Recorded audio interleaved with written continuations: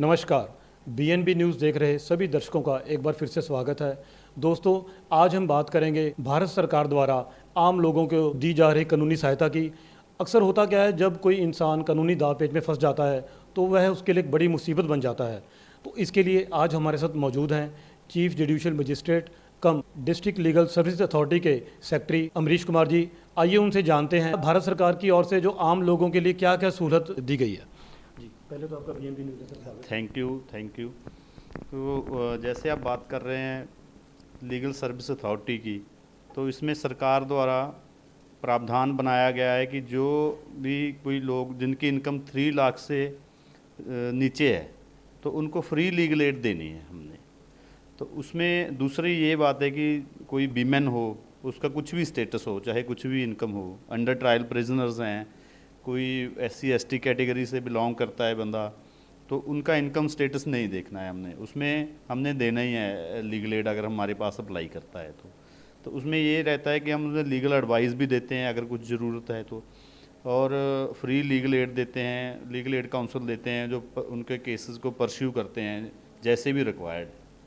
तो सर, इसके लिए सर वो अप्लाई कैसे कर सकता है सर? तो उनको हमारे ऑफिस में आना पड़ेगा। हमारा ऑनलाइन भी सिस्टम चल रहा है, उस पर भी देख सकते हैं, और हमारा जो हेल्पलाइन नंबर भी दिया हुआ है वो हमसे बात कर सकते हैं। हमारे ऑफिस में आएँ और वो एक फॉर्म फिल करना होता है, उसको फॉर्म को जब वो फिल कर देते हैं तो उसके बाद हम उस हिसाब से उनको लॉयर दे देते हैं जो उनके केस को फॉलो करता है। तो सर, हम बात करें, अगर हम भारत की अदालतों की बात करें तो सर बहुत ज़्यादा जो मामले हैं वो लंबित पड़े हैं। तो जल्द निपटारे के लिए कोई भारत सरकार की ओर से सर कुछ किया जा रहा है? जल्द निपटारे के लिए भारत सरकार की ओर से, नेशनल लीगल सर्विसेज अथॉरिटी की ओर से, मानजोग Punjab and Haryana high court की तरफ से जो नेशनल लोक अदालत हैं वो ऑर्गेनाइज़ की जा रही हैं। तो जो नेक्स्ट नेशनल लोक अदालत है वो 11 सितंबर को लगाई जा रही है, तो पूरे भारतवर्ष में लगाई जा रही हैं और ज़िला मोगा में भी लगाई जाएगी ये।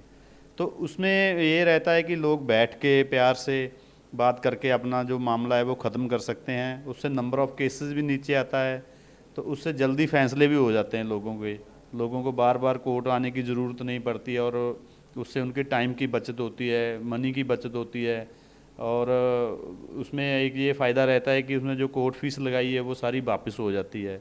इससे इन फैसलों से कोई अपील भी नहीं लाई करती आगे, तो जिससे क्या है कि उनकी लिटिगेशन एक फाइनल एंड पर पहुंच जाती है। तो सर, किस तरह के जो केसेस हैं सर इन लोक अदालतों में से टेकअप किए जाते हैं?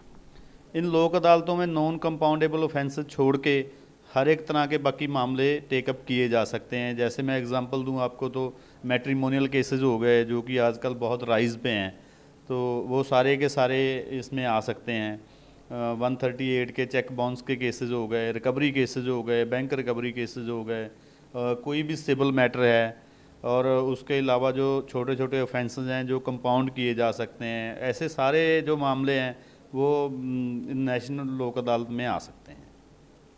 तो सर, अगर हम बात करें जो पहले लोक अदालतें लगी हैं उनमें सर मैक्सिमम कौन से केसेस आए हैं सर, उनका क्या रिजल्ट रहा है सर?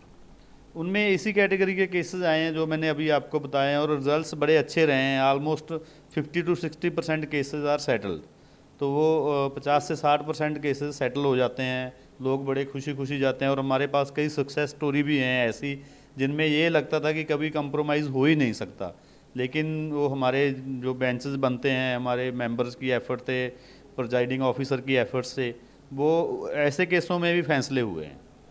तो सर, लोक अदालत में भी सर तरीक आगे पड़ सकती है कि सर जो जिस दिन केस आएगा उस दिन फाइनल होना ही होना है उसमें ऐसा रहता है कि जो तो कंप्रोमाइज़ हो गया, जो समझौता हो गया, वो तो उसी दिन डिस्पोज ऑफ हो जाएगा।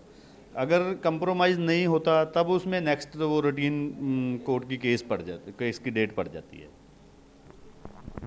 तो ये थे हमारे साथ chief judicial magistrate cum district legal service authority Moga के सेक्रेटरी अमरीश कुमार जी। तो हम समझते हैं कि जो ये जानकारी है दर्शकों के लिए बहुत ही फ़ायदेमंद हुई होगी। और अगर फिर भी आपके जो लीगल सर्विसेज हैं भारत सरकार की ओर से फिर भी आपके सवाल हैं तो हमारी आपसे रिक्वेस्ट है कि नीचे दिए गए कमेंट बॉक्स में अपनी राय हमें ज़रूर दें। कैमरामैन रमेश कुमार सन्नी के साथ मुनीश जिंदल, BNB न्यूज़, मोगा, पंजाब।